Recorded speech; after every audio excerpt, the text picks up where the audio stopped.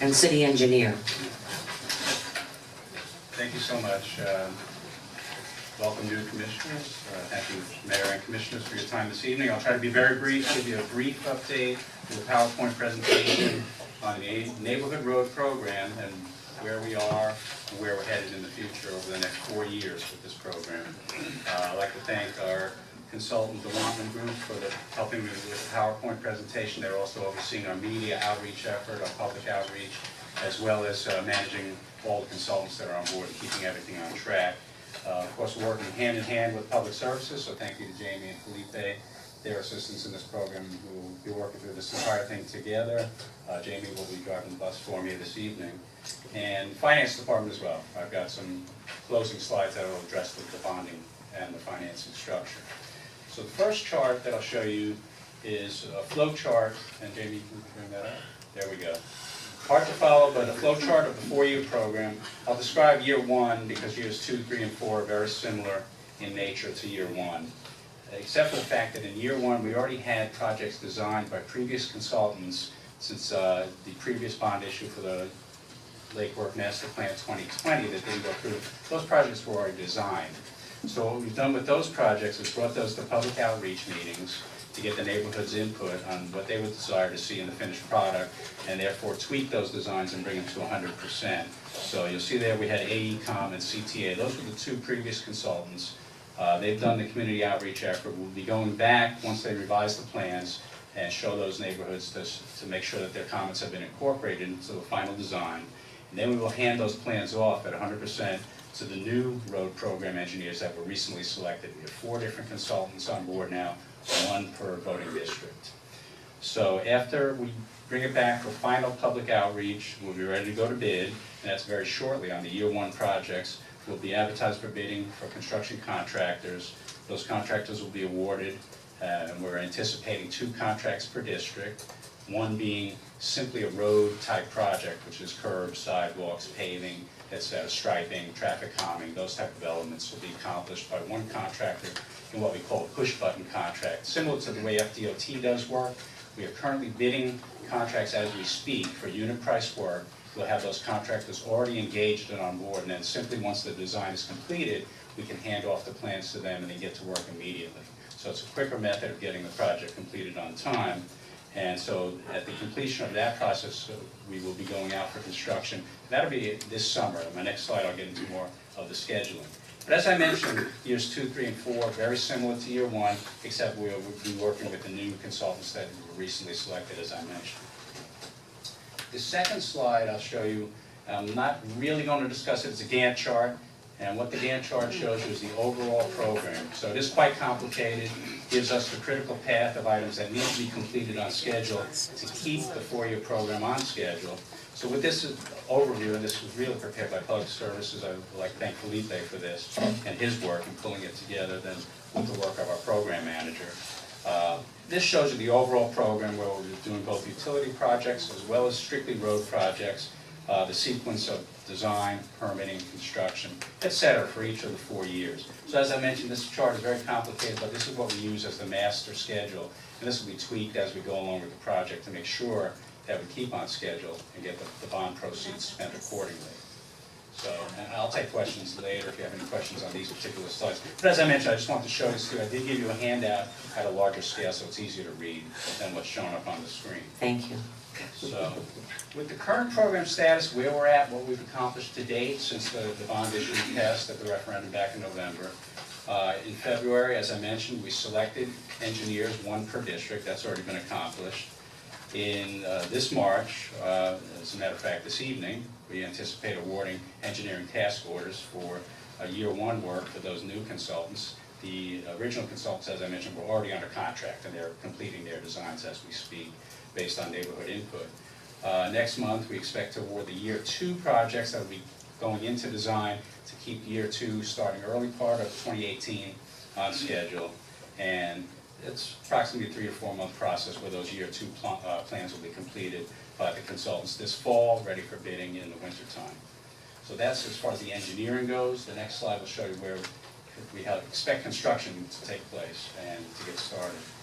As I mentioned before, the so-called push-button contract is out to bid as we speak. We'll be awarding those contracts very shortly to a number of contractors that will then be on board and ready to go with task orders to complete the so-called push-button work, which is strictly road work. We have two aspects of this project, one being utility work, the other being strictly road work. The utility work is a little more complicated.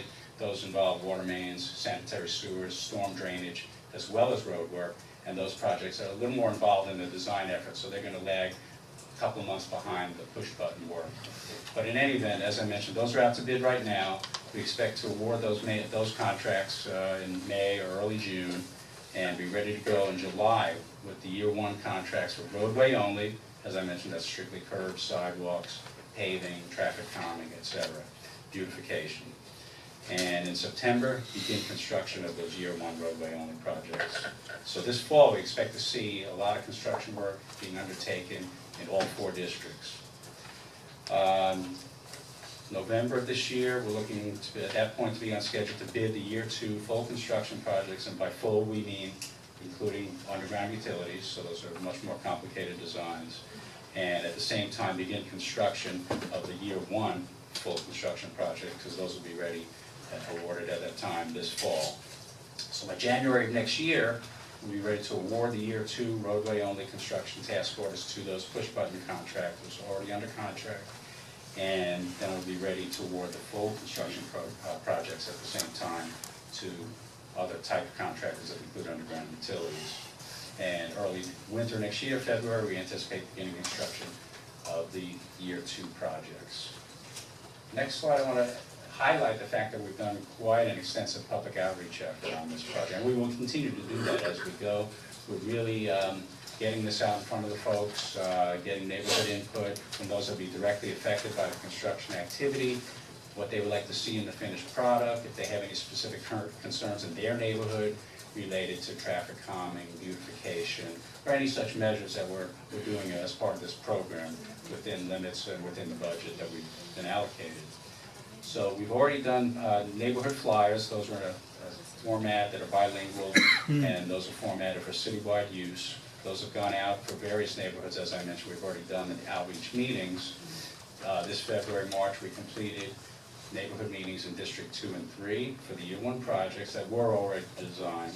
We accepted input from those residents, so those are now being incorporated into the final design effort.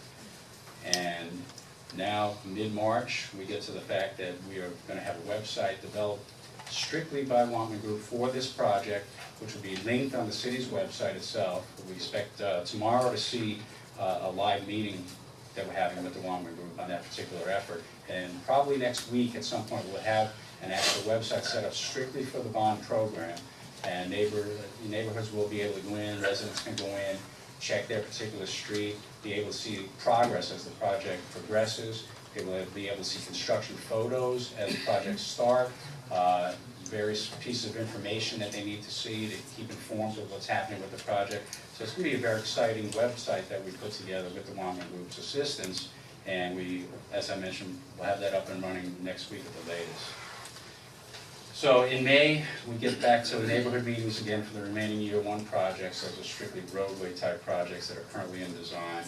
We'll get input on those. July, we go to the second neighborhood meetings for the remaining year 1 projects. And starting in August, and then ultimately in October, we'll be doing the neighborhood meetings for the year 2 projects, get input from the public on those particular projects. One thing I will mention, we do have as part of the bond a Citizen Oversight Committee. Previously, the Finance Advisory Board has already been appointed to take on that role, but just a kind of reminder that we do need commissioner appointments in that regard to bring that up to a full quorum. And that committee will be updated periodically on the financing of the project and where the money is being spent, and make sure it's spent accordingly with the bond covenants. So next slide, I do show you a couple of shots from some of our neighborhood outreach meetings that have been held. We've been held in the mall, at the Armory Annex Art Center on Lucerne, centralized location for everybody. We've had good attendance. We've had really good participation. The people that are involved with directly work on their streets have really given us good input as to what they would like to see in the finished product, and a lot of times good pointers on things that we maybe didn't think about, that maybe there's a handicapped person in a house that's gonna need special access while the street is under construction. Things like that nature come up that are very good for us to know going in so that we try to minimize the disruption to everybody's daily life. Once construction starts, there's gonna be a lot of disruption. There's gonna be streets torn up, there's gonna be boil water orders routinely, there's gonna be a lot of flushing going on as we connect new mains to old mains, things of that nature that will disrupt people for a couple of months, 6-month period as construction takes place. But we'll be working really hand in hand with our program manager and the contractors to make sure that the disruption is minimized and everything is sequenced so that we don't go in and have an entire area torn up at one time. We want to make sure it's sequential. Now, with that being said, the last thing I'd like to touch on, I really wanted to thank the Finance Department, Darren and Marie, for the upcoming slide. And again, I'm not going to get into all the detail of what happens in a bond transaction to draw down the proceeds, but the next slide will show you, as I mentioned, our $40 million general obligation bond was approved by referendum in November on Election Day. Things I'd really like to highlight in this chart, this is an outline of all the steps that are taken before the proceeds are finally drawn down and into our bank account, so to speak. March 27th is key, which is the bond validation hearing. So the city and bond council go before a judge and get the bonds validated. The week of April 17th, I'd really like to point out that the financial advisor and the city folks will be on calls with the rating agencies, Moody's, Fitch, Standard & Poor's, 3 big rating agencies will rate our bonds. We get a rating and that affects the interest rate that's placed on the market at that rating. It's a very key point in the bond process. And then May 2nd, we're hoping to come back before you all for approval of the bond resolution at that point in time, once we have our rating. And then the week of May 29th or June 5th, we're looking at the closing on the bonds and transfer of funds into our account, which is good timing, because then we'll have the money available as we start getting the construction project moving. We'll have the money set aside and ready to be spent. So with that, if you have any questions. Commissioner Marissa, any? Commissioner Lee? Yes. Excuse me. You said that bilingual flyers went out to people in the community. That was English and what other language? In Spanish, and in some areas we will do Creole. Okay, that was depending my on the nature or the composition of the community. We do anticipate also having Creole flyers placed on the back, but in general we're putting English and Spanish. Okay. And my other question really is a request. I understand that you held a meeting at the annex, so people who were interested and who knew could come to you.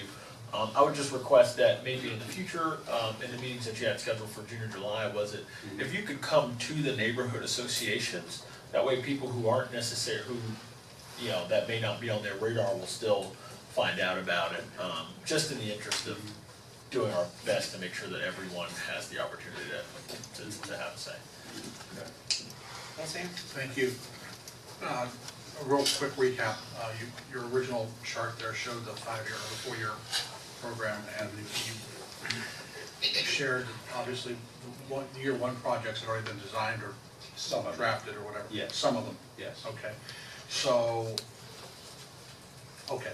Well, then I was under the impression all of them were, and that was really my question, because the meetings you've had so far are the ones that were previously left in the can, so to speak. Right, that is correct. Those were in District 2 and 3. Those were previously designed, but the projects in Districts 1 and 4 that were not yet designed as part of the 2020 initiative, those are undergoing design now, and those are year 1. So that they have a little bit of catch-up to do in Districts 1 and 4, but 2 and 3 were previously designed. Those are the ones that were really wrapping up quickly. I want to jump ahead to one of your last comments about the bonds. When I talk to folks about, bonding and, having our general obligation bonds, I always refer to this, what I call the bond covenants, and that the bond covenants will actually articulate in great detail exactly what's going to be done on the project, exactly where the project's going to be done, and dictate, spell out the terms of what we can do with that money. And my question to you is, I'm a little confused because I think I heard you say you're going to start drawing down the money. I thought I heard you say you're going to start drawing down some money now, and then you're going to go before a judge to get, did I misunderstand that No, what I process? said was in June, when the proceeds are available, at that point, we'll be getting into the point of construction. So we're not drawing down any construction money as of yet. Okay. So the bond covenants themselves have not been created because we've not gone before the judge before the court. Right, and the bond itself hasn't been issued, Okay. with the final terms, which Okay. include the covenants. But the covenants or whatever will be crafted and articulated Yes. prior to June. Yes. Okay, very well, thank you. Yep, thank you. And also just to reiterate too, for our two new commissioners, this is the first, these projects are based off the first ever master plan that we've had in place within the city of Lake Worth, meaning I don't want any projects to come back once we get through this as bond money that says that that street's getting ripped up and and when you talked about the pipes, the water, the sewer, one of the reasons we did this is because Lake Worth had a history of tearing up roadways that were just put down by one department and then tore up to do another department's work 6 months later or a year later. So these are all happening finally in union so that we can make sure that we're not ripping up great roads that are just going Right, down. our motto on this is do it once and do it right. Exactly. So that's something that I'm very excited about. Also now, if the projects come in, when we go out to the bidding process, this is more for maybe the city manager, I don't know, or for yourself, and there is, say, we're conservative in reference to some of the items that we talk about. If there are monies left in projects to do after we've gone out, will they be used and applied towards things like traffic calming and those things? Or can those extra monies be applied towards maintenance? I mean, is it a workshop for the future to talk about some of the Oh, way this I happened? can answer that. I mean, Okay. Actually, when we did the cutoff at the PCI, the pavement condition index, if you remember, we reached a certain point due to the degradation of the roads where we can only go to a certain amount with the monies to be spent. So if projects come in under budget, which we expect they will, we can actually add more roads into the program. So we can go to That's roads- the goal. Okay, so the ones that were just below that maybe, Just below the line, we start working on them in order of priority. because they'll be coming into the queue anyway. Okay, thank you. All right, thank you very much. Okay, thank you all. Yeah, good evening. Thank you. All right.